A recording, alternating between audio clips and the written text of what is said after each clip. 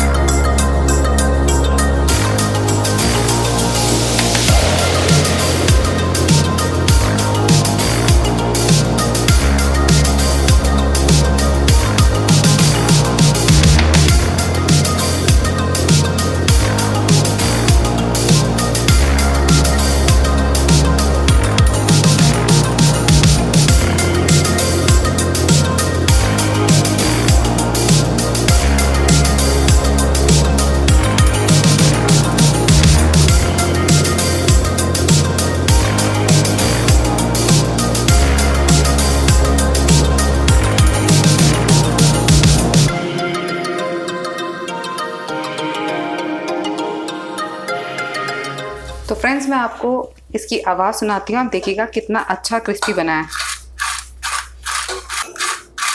तो ये बहुत ही बढ़िया और क्रिस्पी बनता है। तो फ्रेंड्स, इसे गर्मा गर्म सर्व कीजिएगा, आपको ये बहुत अच्छा लगेगा।